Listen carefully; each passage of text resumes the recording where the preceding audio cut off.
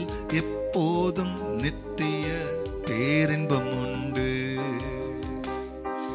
நிறைவான மகிழ்ச்சி நீரே, நித்திய பேரின்பமே. நிறைவான மகிழ்ச்சி நீரே, நித்திய பேரின்பமே. ஆராதனை உமக்கே நாளெல்லாம் ஆராதனை, ஆராதனை உமக்கே நாளெல்லாம் ஆராதனை.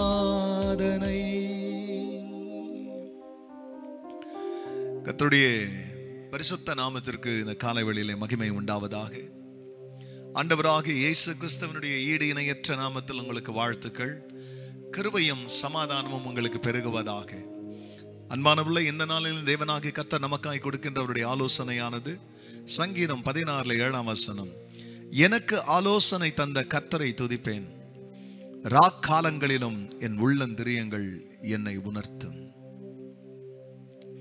அன்பானவர்களே, ஏதோ இந்த இடத்துல குழப்பமான, கலக்கமான, பதற்றமான, பயம், திகில், இப்படிப்பட்டதான சூழ்நிலைகள் மனிதனுடைய வாழ்க்கையில் வருவது இயல்பு.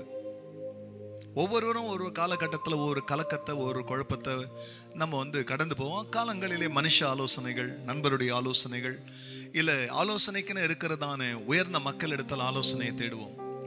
பிரச்சனையிலேருந்து எப்படி வெளியே வர்றது, இந்த குழப்பத்திலேருந்து எப்படி வெளியே வர்றது, என் பிள்ளைங்களை கரெக்டான வழியில் எப்படி நடத்துறது, இப்படி ஒவ்வொருவருக்கும் ஒவ்வொரு காலகட்டத்தில் ஒரு ஆலோசனை தேவை.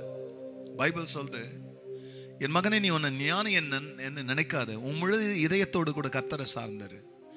ஆலோசனைக்காரர் அநேகரால் காரியம் உறுதிப்படும் எழுதியிருக்கு.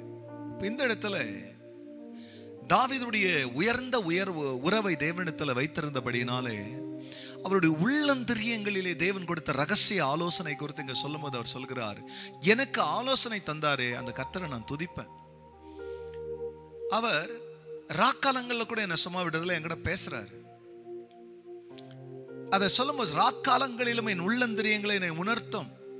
அப்போ தேவாதி தேவன் ஒரு மனிதனோடு கூட பேசுகிறார் என்னால் எந்த ஒரு குழப்பத்தின் ஆவியோ, கலக்கத்தின் ஆவியோ, பதற்றத்தின் ஆவியோ, தோல்வியின் ஆவியோ அவர்களுக்கு விரோதமா வந்து அவர்களை அடிமையாக்கி முறியடிச்சிடாதபடிக்கு சத்ருவின் ஆலோசனைகளை அவமாக்கி போடும்படியாய், அதை அபத்தமாக்கும்படியாய் மெய் ஆலோசனையின் கர்த்தர் ஒரு மனிதனுக்குள் உள்ள நுழைந்து, இந்த இடத்துல உன் சத்துருக்கள் வருகிறார்கள், இந்த இடத்துல உனக்கு விரோதமாய் நிற்கிறார்கள், ஆகியால் உன் எதிராளிகள் எப்படி நீ ஜெயிக்கணும், இப்ப இந்த இடத்துல இருக்காத, உன் உயிர் தப்ப ஓடிப்போ, இப்படிப்பட்ட ஆலோசனைகளை கர்த்தர் தாவீதுக்கு தந்ததினால் தான் அவர் நமக்கு சொல்லுகிறார், எனக்கு ஆலோசனை தந்த கர்த்தரை நான் துதிப்பேன்.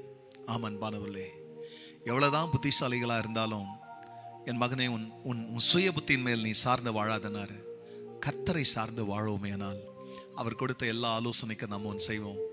அவரை எப்பவுமே நம்ம துதிப்போம். அவர் எப்பவுமே நம்முடைய உள்ளந்திரங்களிலே நம்மை உணர்த்தி நம்ம கூட பேசி கொண்டிருப்பார். அந்த தெய்வம் தொடர்ந்து பேசும்படியாய் கண்களை முடினவர்களாய் தேவ உதவியை நாடி ஜெபிக்கலாம். பரிசுத்தரே, உங்க நாமம் மகிமை அடையட்டும். ஆம் சுவாமி, ஆலோசனை இல்லாத இடத்துல ஜனங்க விழுந்து போறாங்க. ஆலோசனை இல்லைன்னா ஜனங்க சீர்கெட்டு போறாங்க. ஆனால் ஆலோசனைக்காரர் அநேகரால் காரியம் உறுதிப்படும். ஆனால் எல்லா மனிதர்களுக்கு மேற்பட்ட ஆலோசனை கர்த்தர். நீங்க உங்களை நம்பின யாரையும் நீங்க கைவிடுறதில்ல. உங்களை அண்டிக் கொண்ட யாவரும் பாக்கியவான்கள் என்ற வார்த்தையின்படி கர்த்தர் ஆண்டவரே இந்த பாக்கியத்தை தம் பிள்ளைகள் கொடுத்து அவர்களை வழிநடத்துங்க. எல்லா மகிமையும் கர்த்தர் நீங்க எடுங்க. நல்மைப்பர் இயேசுவின் நாமத்தில் வேண்டிக் கொள்கிறேன் பிதாவே, ஆமென், ஆமென். என்னை காக்கும்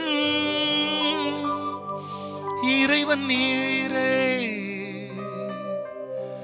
அரசாலும் தலைவர் நீரே. God bless you, church. Have a blessed day. Amen.